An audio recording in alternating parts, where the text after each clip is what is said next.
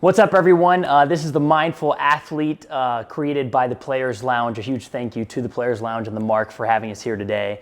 This show is all about diving deep into the minds of the best athletes and coaches in the country and what their take on mental performance and how that can help you in sport and in life. Today we have Manny Diaz here, the head coach of the University of Georgia men's tennis team. Manny, thanks so much for being here. Great being with you, Felipe. So we're going to start with your roots. Let's go back. What first inspired you to pick up a racket? Well, gosh, it's been so long. I must have been about 13 and a half years old when I had no idea what tennis was. I was just a big baseball player. Played basketball and volleyball. They're all big in Puerto Rico where I was growing up. And it was at a softball game, my dad's softball game, that one of his teammates told my dad, "Hey, I picked up a new game and it's phenomenal. You guys got to come tomorrow, watch me take a lesson. You're gonna like it." Yeah. So we went out next day for a Sunday drive and came up to this club and he was taking a lesson. I remember I had to climb this wall because we didn't even know where to get in. This is foreign territory. Yeah. And from the top of that fence, it must have been about 10 feet tall. I saw them, hitting some tennis balls, and I was big into baseball, and I just any type of hitting like that looked challenging. So we kind of came around and saw him take a lesson, and I told my dad, I want to take some lessons. So I started taking some lessons from the lady that was teaching him, and after 10 lessons, she said, "Look, I've taught you everything I know, but I know a guy that's really good, top coach at another club that you should go talk to." And so eventually we did, and that was the start of my tournament playing career. Wow. Yeah, and this guy was Welby Van Horn, I'm assuming? He was. That's right. He was. So can you talk a little bit about your influence, how Welby Van Horn, sculpted you into the player and the coach that you became? Well, the biggest thing about Welby, he was a perfectionist, and he was incredibly gifted. Had his system sort of well defined and well put, and it was a series of progressions, balance, grips, strokes, and strategy. And you're pretty familiar, I know, because your coach was a protege of Welby. I remember your old coach coming to the club, or I was a member of, for some short stays. Lou Belkin, would come either for vacation with his family or, from time to time. And he followed Welby's system. Oh, yeah. Yeah. So Lou, head coach of ASU for 26 years. Yeah. I think Welby also worked with Andy Brandy. That's right. Right? Yep. So we like to say that, you're the pinnacle of college tennis, but you came from someone else. Oh, yeah. Well, I feel blessed because I had Welby, who, was probably one of the better technical teachers in the world, to the moment when I, just graduated from high school and I come to the University of Georgia on a tennis scholarship. And then I was blessed to really learn from Coach McGill, who was one of the best tactical coaches, I felt, percentage tennis. And he was instrumental in making me from a gifted but undisciplined player with good fundamentals to a much more disciplined player on the court. It took a while, but yeah. Could you talk a little about? So you had the privilege of playing at Georgia, then coaching at Georgia, and you had the influence of Dan McGill. You talked a lot about discipline and how McGill was, he's tough on you guys. How did that sculpt your image of mental performance and how you communicate that message in sculpting a team and a player? I think the mental side of it came outside of my two coaches in the sense that I was always, even coming into Georgia, the psychology part of the sport really was very attracted to me. I was, one of the things I wanted to be coming into college was a psychologist. Yeah. So, I'm very much into reading mental performance books, and that's something that I tend to say that, for the first 20, 25 years, we never had a mental performance coach on staff. I was the psychologist through trial and error, and I just enjoyed that part of the game, just really trying to get inside the mind of our athletes, knowing which buttons to push, how to challenge one person as compared to another. It takes a skill, and I think you're very good at communicating.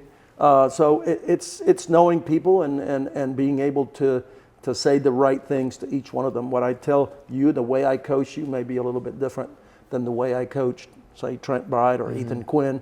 I can really get in the face of some of my players, as you know, and be quite, bombastic and loud. And yet, if I do that with some other players, maybe it's just I'm making them nervous or I'm stressing them out a little bit. So it's finding that balance. So I would say one of your superpowers, as I've sort of seen, is you always seem to know and sense the vibe and then pinpoint exactly what to address.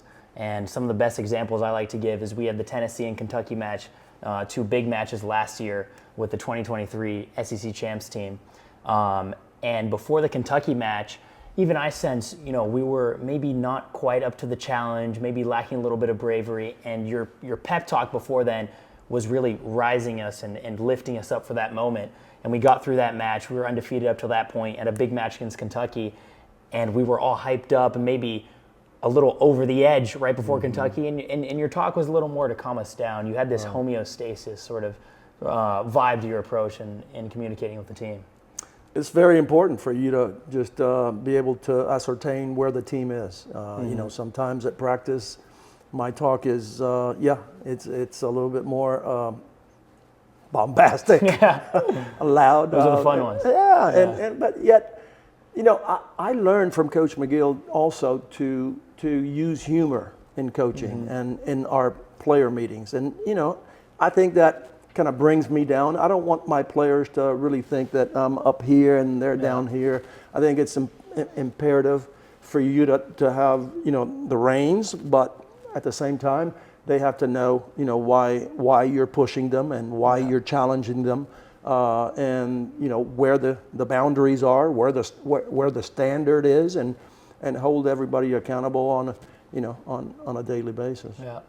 So let's get to your head coaching tenure. So you took over in the 88-89 season. Correct. Can you talk a little bit about your biggest mistakes in those first influential years and some of the lessons that you learned from just turning into a head coach?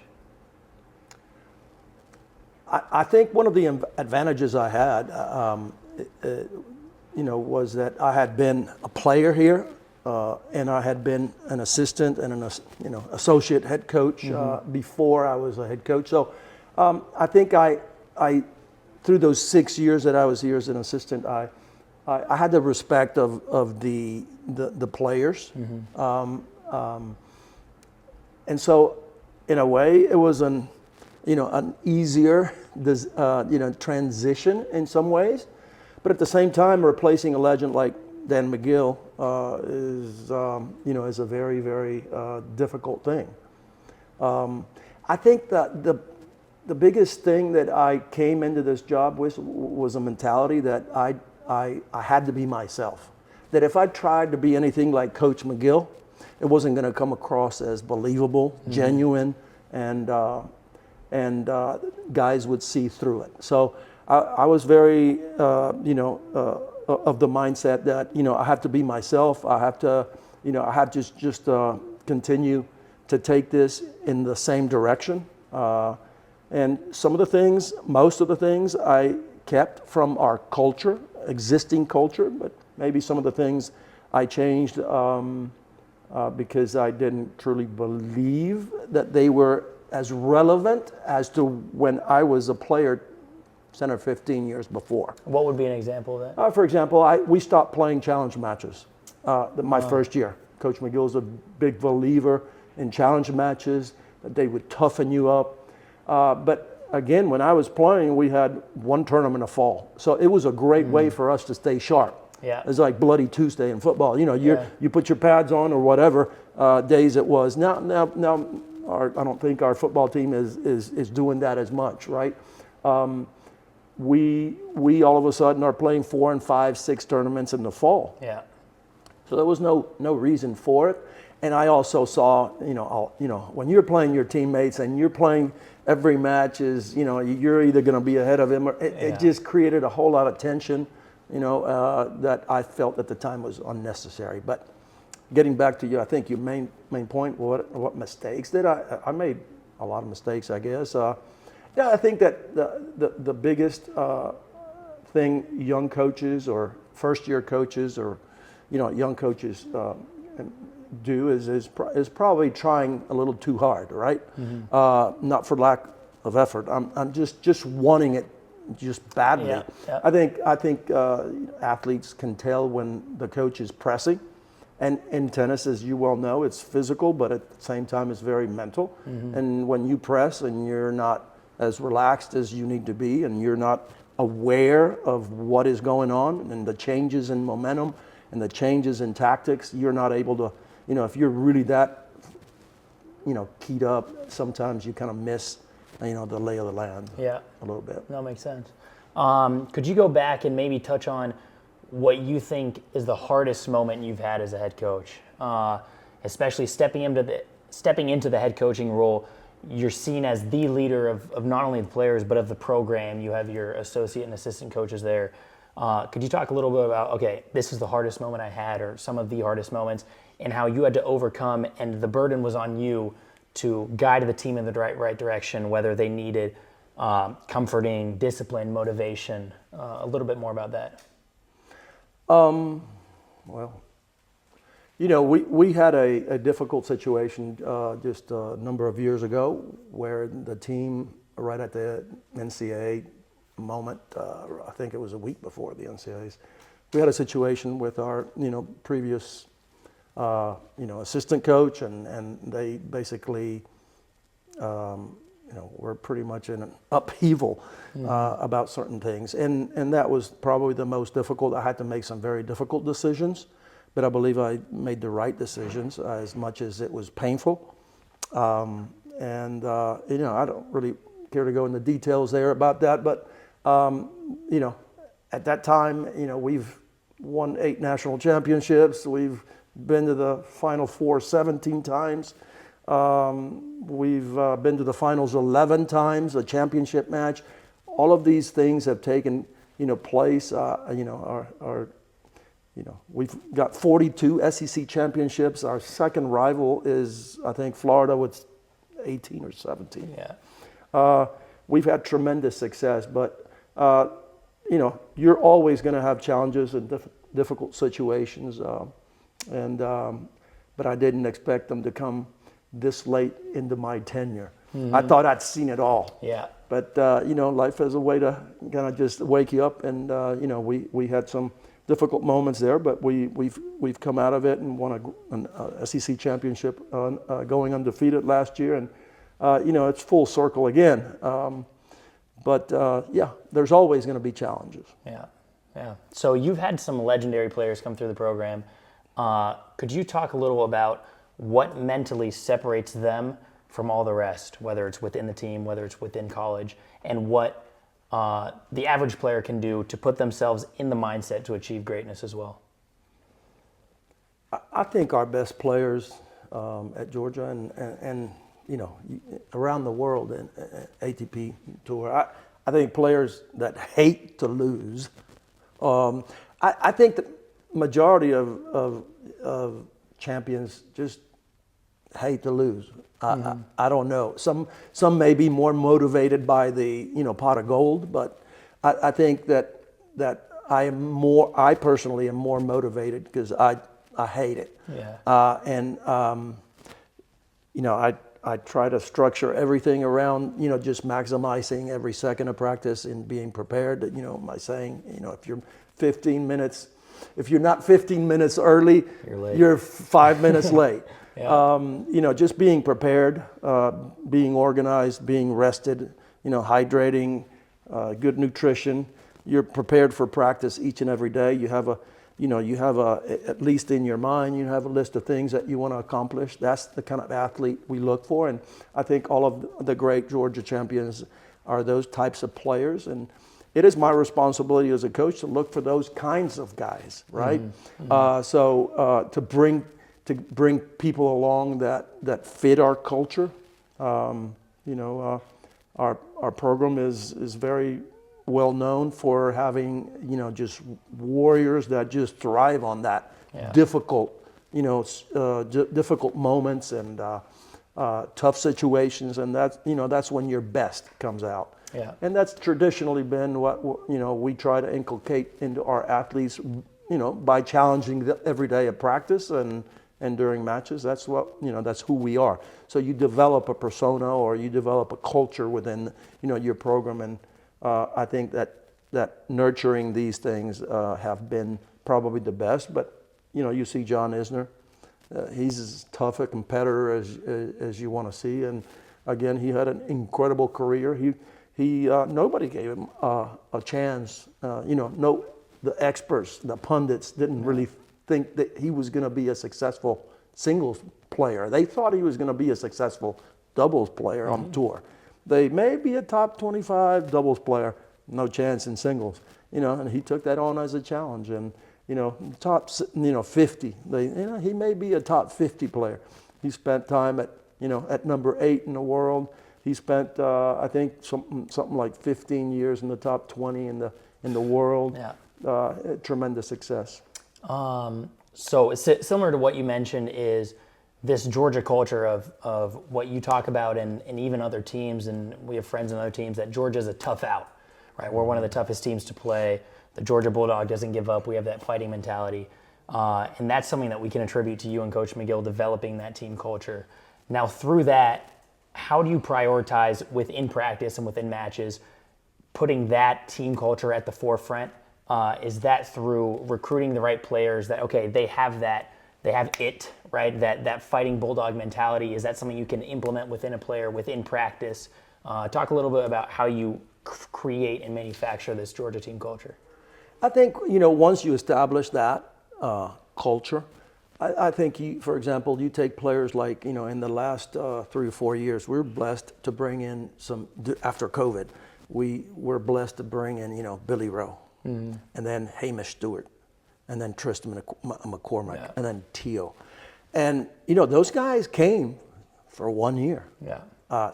They didn't come in as freshmen. They didn't get their feet wet slowly, and they didn't grow into a Georgia player 3 or 4 years into it. Those guys came in the first year, and within the first week, you could see them going like, oh my gosh, like I haven't been a part of something like this before. Yeah. And I saw those guys immediately just go into, our locker room and become one of you guys. Yeah, bought in, right? Yeah, they bought in, and I think that if you bring the right people into the right culture, it's a pretty simple process. They want some of that. Yeah. They were willing to sacrifice a few of their this is what I'm about kind of thing, or no, I want to go.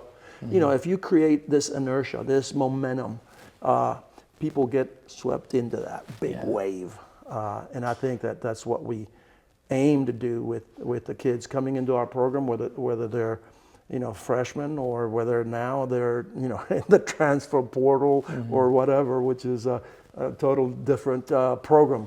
Yeah. We'll say that for another day, maybe. I don't know.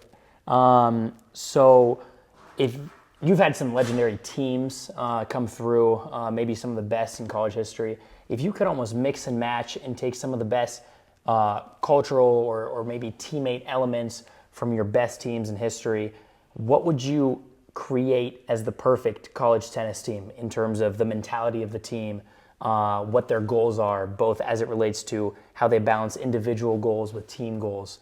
If you could kind of create the perfect storm, what would that look like? I think that, we've had incredible teams that, made it to the Final Four but didn't go past. And we've had some teams, plenty of teams that got to the championship match, didn't win that big last match. I can't sit here and tell you that my national championship teams are my favorite teams. We endured so much. with our 1999 national championship team. I don't know how in the world we won that. We were seeded 10th. We were ranked 6th in the country, but somehow we got seeded 10th in the NCAA championship. And we were down in 3 out of our 6 matches. We were down team match points. And so we overcame so much that, if that team gets to the finals and loses, and they've overcome all of what they did, and they achieved so much. They won an SEC championship that year. We made it all the way to the finals. We overcame 2 match points in the round of 32. Then again in the quarterfinals, we were down in that championship match. We were down in the last 2 matches, playing at number 4 and number 6, and we were down a set in each match, and we were down a break in the second set in both of those matches, and somehow we just raised our game, and maybe the other team didn't. But again, we have a WhatsApp alumni chat with over 100 former players, and they have a great deal of banter going back and forth who the best team ever was. Yeah. Who's winning that debate? It's down to the 2001 team who won the Triple Crown. In other words, Matthias Boker won the singles NCAA championship. We won the team, and then Travis Parrott and Matthias won the double. So we had 3.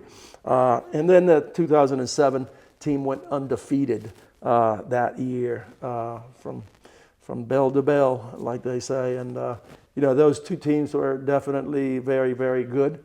I think the 2007 team beat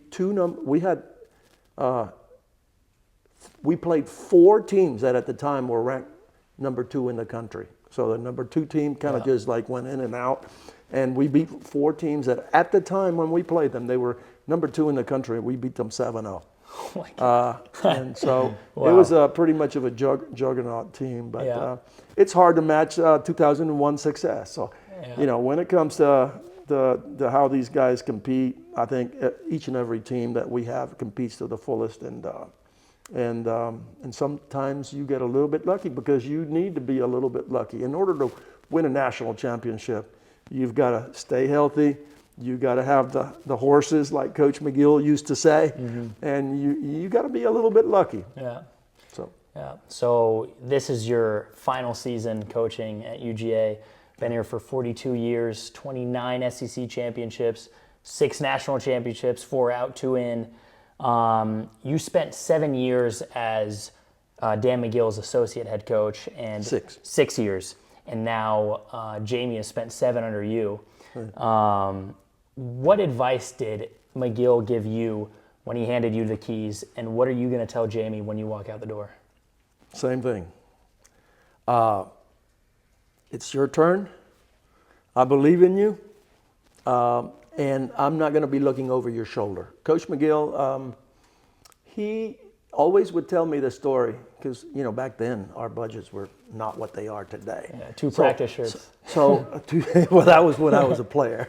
Coach McGill, as a publicist, he was the only sports information person in our department. As a publicist, he was a right-hand man to Wally Butts, and he saw that when Wally Butts stepped down, Wally Butts continued to kind of just be at every practice, and there was a little friction there with the new coach. He saw, I think, Coach Butts sort of maybe a little bit questioning and some decisions, and just it became a little bit uncomfortable and detrimental to our program. And so he honestly just said, when it's your turn, I'm not going to be looking over your shoulder.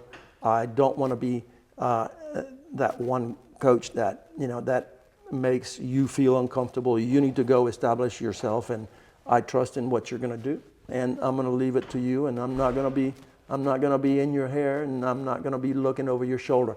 I'm going to be here, and whatever you need, I'll be there. And I called Coach McGill. Hey, I got this situation. I got this player doing this. What would you do? Yeah. And then I made the best decision that I could. I remember going to his backyard and sitting down, and when he was, because he was a big horticulturist. We had a beer there, and we would chat about the team. And so I want to be a resource, but I don't want to be in the way. It's going to be hard. I mean, it's not going to be easy for me to kind of just. I care about you guys, and I want to be still a part of your lives in a small way. But I must be able to just step back from the role that I have today and empower Jamie and Bryce, and they're going to be all right. That's awesome. Well, I want to thank you for everything you've done for college tennis, everything you've done for UGA, and everything you've done for me. It's been incredible having you on. Thanks for being our first episode. Well, it's an honor. I was a mindful athlete. Thank you so much. All right, Felipe. Cool. Thank you.